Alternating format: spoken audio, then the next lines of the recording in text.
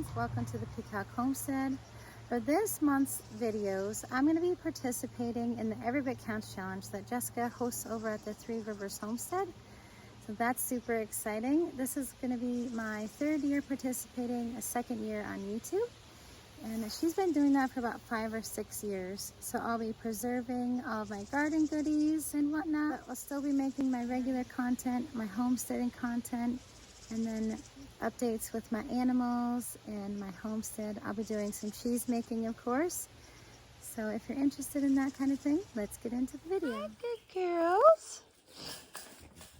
Tiana. Silly. You're so silly. You're silly gooses. So this week I made a real macaroni and cheese from scratch. I am using my homemade Colby cheese.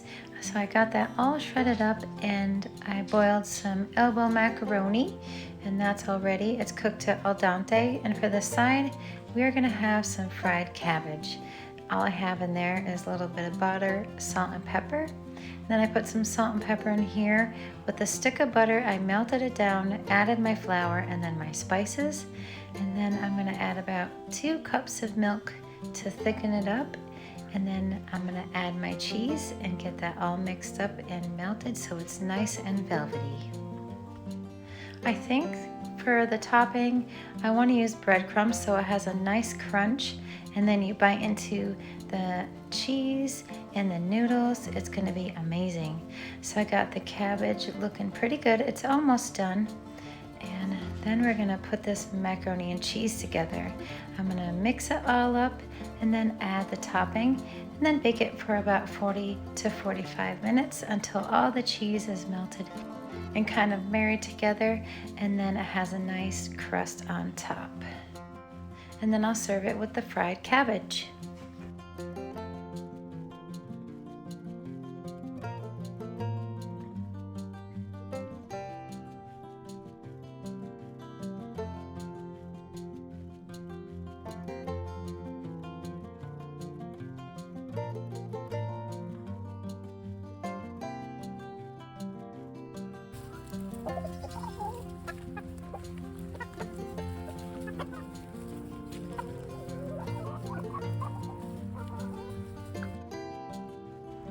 We've definitely been blessed with the zucchini coming out of our garden, so I've been having to be creative with the ways that I use it and preserve it.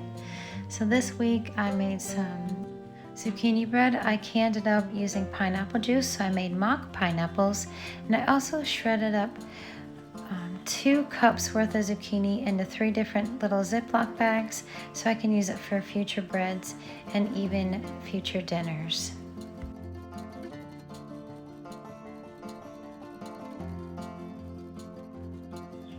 We've finally been getting some cucumbers trickling in from the garden, as well as some thyme, and then I have this beautiful basil.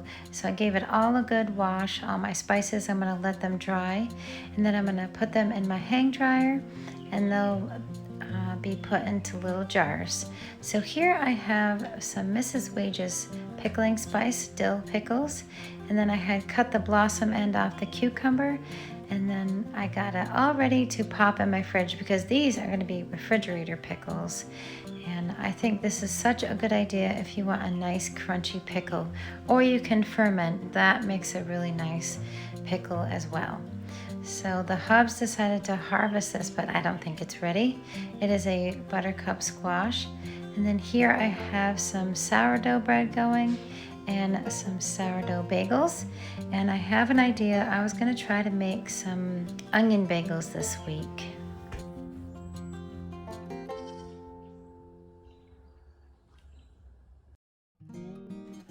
This week's sourdough bagel flavor is gonna be onions. So I took just the spice that I got at the store. It was the chunkier onion spice, and I soaked it in really warm water.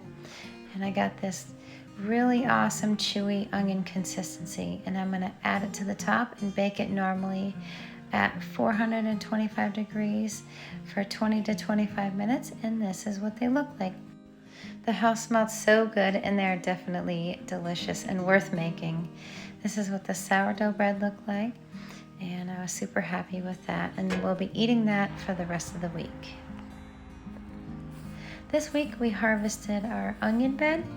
So the hubs had noticed that the onions were definitely ready to come out. He found a couple squishy ones, so I said, okay, we're gonna harvest these. These are a smaller variety. These are red barons, and then we have some pearl onions here. This is my first time growing onions. So next year I think I'll do the bigger variety. I just had to get something quick to put in the dirt, so this is what we chose. Then I planted some flowers here, so they're doing pretty good. I have some zinnias here. I have some marigolds right next to the zinnias. And I don't know, I think I'll be putting some seeds in here. I'm not sure yet. Maybe some brassicas. I have to think about it. But here are my onions curing. I trimmed all the green tops off, and then I'll be drying these for maybe a week or two. It just depends on how dry they get on the outside, and then I'll store them in my fridge.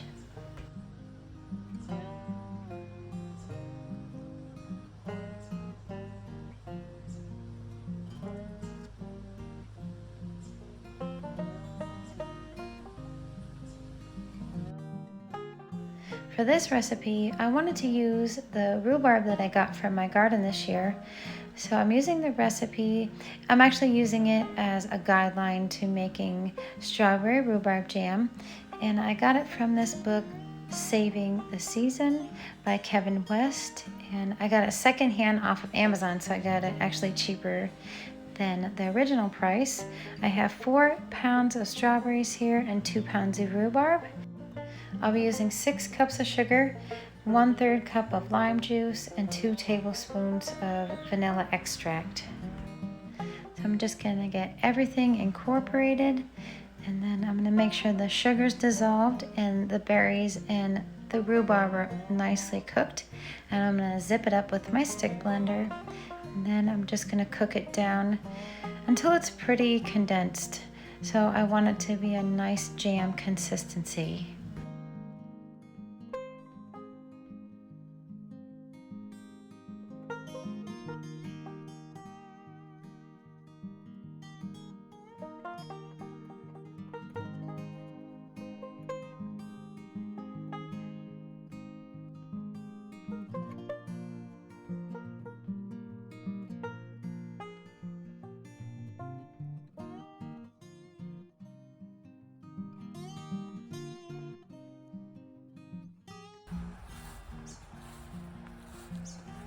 You guys in a cuddle puddle?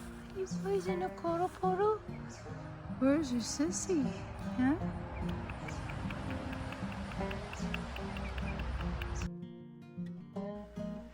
So this jam is ready to be steam canned. So what I did is I did the freezer test. I put a teaspoon of jam into the freezer on a plate, and I did the freezer test, and it was ready to go. It passed the freezer test, and I just filled my jars here. I'm cleaning my rims with some vinegar because it's sticky business. Then I'm gonna put my lids and my rings on and process these for 15 to 20 minutes.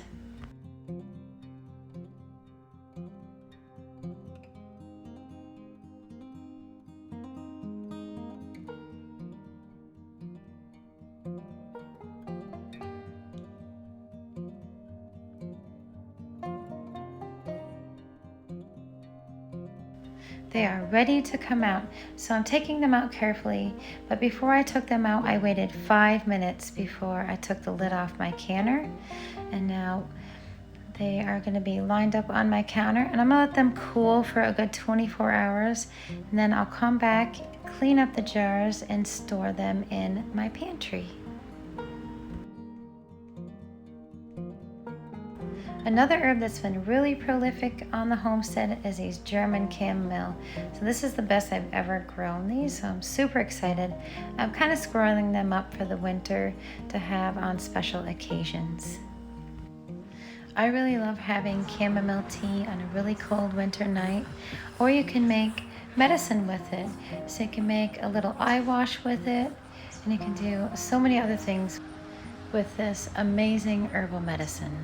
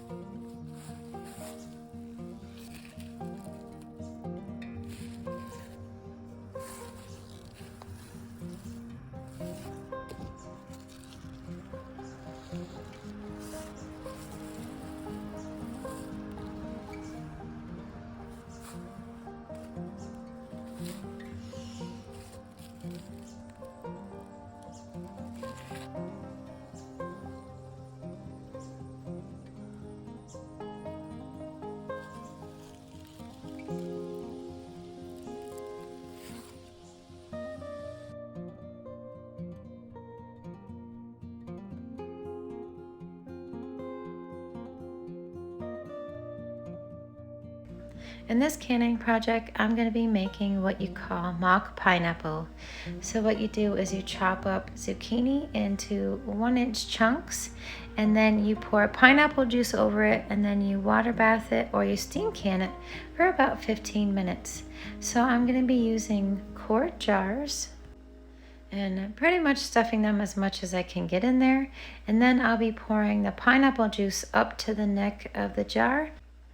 And it was really hard to debubble, so all I did was kind of hit the bottom of the jar on a placemat and all the bubbles came to the top. Super easy. And then I'm taking my lids and rings and placing them on finger tight. And then I'm going to process them for 15 minutes. And then we'll see what they look like when they come out. I figured that I will definitely be using these in an upside down cake, and then I'll be making some sweetbread with this and just different desserts, probably a fruit salad and whatnot, so I'll be super excited to have these in my pantry. And of course, the hubs brought me another zucchini. This one's a little bit big, so I have to hurry up and get it in the freezer. So all I'm going to be doing is just shredding it up and measuring out 2 cups into a little Ziploc bag. And I got 3 Ziploc bags worth, so I got 6 cups, and I'll be using that for future meals and future sweetbreads.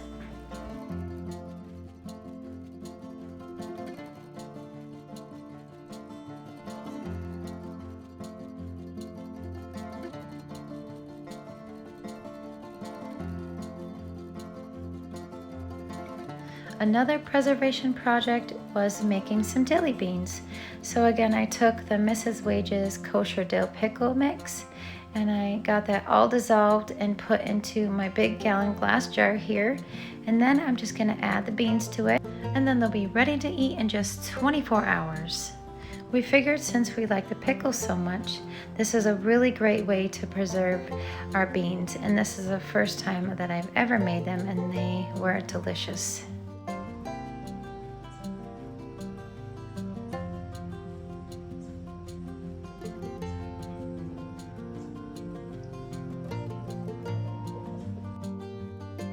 Another dinner that we made this week, using some of my garden goodies, is I use my onions, I use chicken, I also use the leftover pineapple juice and some oregano from the garden. And then these are the potatoes that recently came out of my potato bed. This is definitely a stick to your ribs kind of meal. Everything turned out really good. The potatoes were super crunchy. I just cooked them in olive oil, salt, and pepper, and the chicken was divine. It's definitely a really good feeling knowing that all the food on my plate is coming from our garden. Well, except for the chicken, of course, but that's okay. We have to source that somewhere. And the hubs has been working really hard on all of our homestead projects. He just recently put in the window for the goat house. I actually found 2 windows down the road from us, so that was such a blessing. So we put one in the goat house so it gets nice airflow in there and it's not too stuffy. And I'm trying to talk the hubs into putting the other window in the bathroom, which is much needed. So that's it, friends. I hope you enjoyed this week's video, and I hope you join me in the Every Bit Counts Challenge with Jessica over at the Three Rivers Homestead. I hope you have a blessed week, and we'll see you on the next one, friends.